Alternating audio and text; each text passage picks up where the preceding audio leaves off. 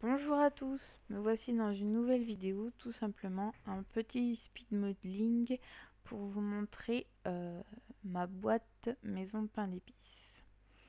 Alors tout simplement, j'ai fait mon mélange couleur pain d'épices au préalable. Donc pour celles qui voudraient faire ce même mélange, donc c'est de la pâte ocre, caramel et blanc mélangés à part égale. Donc je me suis fait des patrons aussi pour avoir la taille de ma boîte au final.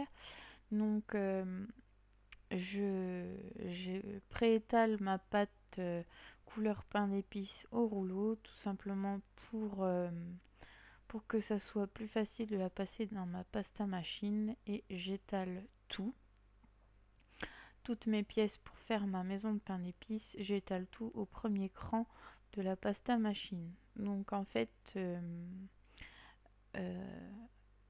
une fois que c'est passé à la pasta machine, je découpe, je texture et après je vais mettre en cuisson toutes ces premières pièces sans les assembler. En fait, j'assemblerai ensuite. Donc je fais une pré-cuisson, je ne fais pas une cuisson totale, donc je ne mets pas 30 minutes à 110 degrés. Je mets une quinzaine de minutes, simplement pour que ça se rigidifie et que je puisse ensuite les coller.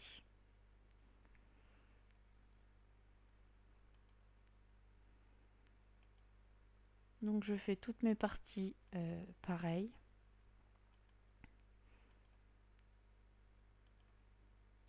Je texture à la brosse à dents avec une aiguille et un dodging tool, tout simplement pour avoir plusieurs textures et, euh, et donner un peu plus de réalisme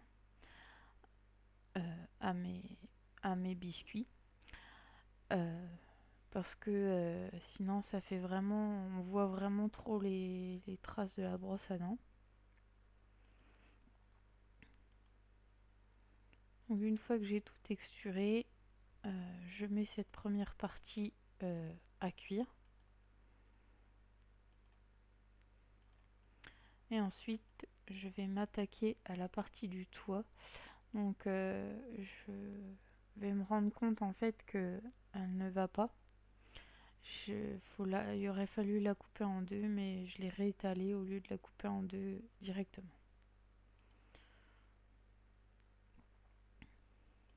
Donc ensuite, une fois que je me suis occupée de mon toit pour rien, je vais coller mes parties de la base de la boîte avec un peu de fimo liquide sur chaque partie. Je vais essayer de faire tenir tout ça ensemble et je vais repasser une quinzaine de minutes au four à 110 degrés pour avoir la base de ma boîte euh, pré-cuite en fait, car je n'ai pas encore le fond.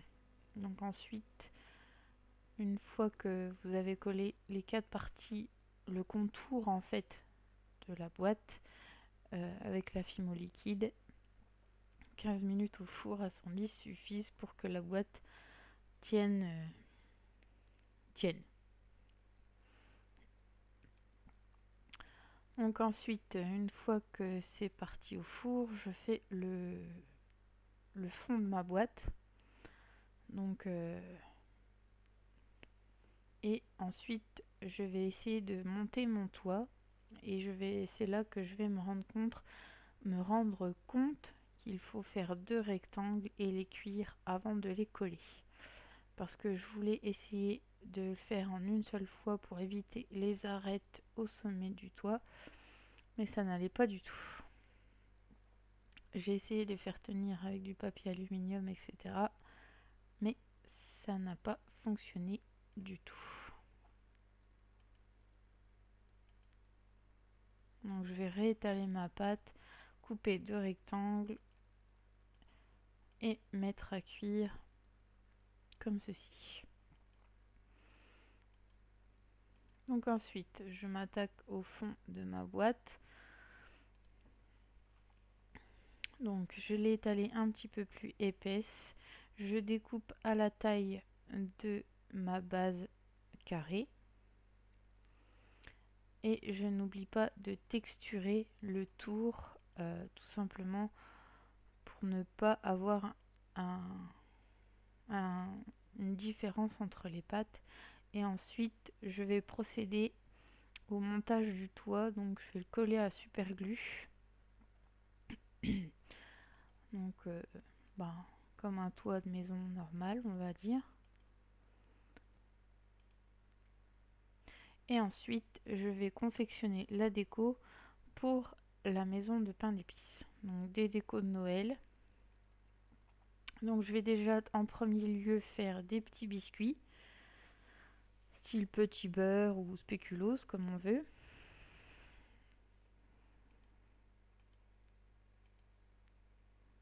Donc, pareil, je découpe des carrés et je fais les empreintes à l'aiguille. Et ensuite, je n'oublie pas de les texturer. Après, je vais faire un petit bonhomme de pain d'épices tout simple, très traditionnel. Je vais lui faire ces petits boutons en rouge.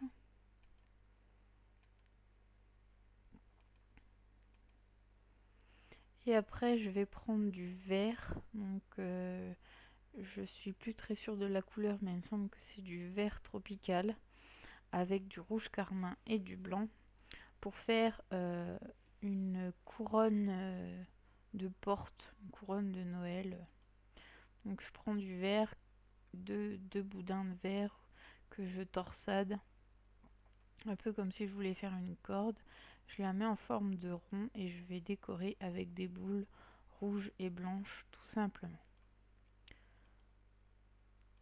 Ensuite, je vais procéder à la fabrication de mes cannes à sucre. Non, canne sucre d'orge, pardon. Donc pour cela, je prends un boudin de pâte Burke et je vais l'entourer de boudin donc rouge, blanc et or, toujours dans le thème de Noël. Donc après, vous faites bien aux couleurs que vous souhaitez, peu importe. Et vous faites à la longueur, à la finesse que vous souhaitez également. Ça, c'est vous qui décidez. Donc moi, j'ai fait des cannes sucre d'orge, des tiges pour faire tout le tour de ma maison, en fait, pour faire comme s'il y avait des piliers. Et puis je vais faire également une lollipop, en fait, qui me servira un peu de lucarne sur la maison. Donc surtout si vous avez besoin, aidez-vous d'un croquis avant. Faites votre petit croquis, votre petit dessin de la maison que vous voulez faire. Comme ça, vous saurez toutes les décos que vous voulez faire une fois que vous serez en plein modelage. C'est vraiment mieux. Et ensuite, je vais faire quelques petites feuilles et boules de houx. Parce que je trouve que ça fait très Noël. Donc j'étale tout simplement un peu de verre tropical. Je fais une forme de feuille. Et je viens avec un outil faire la forme des feuilles de houx, en fait. Il n'y a rien de plus simple.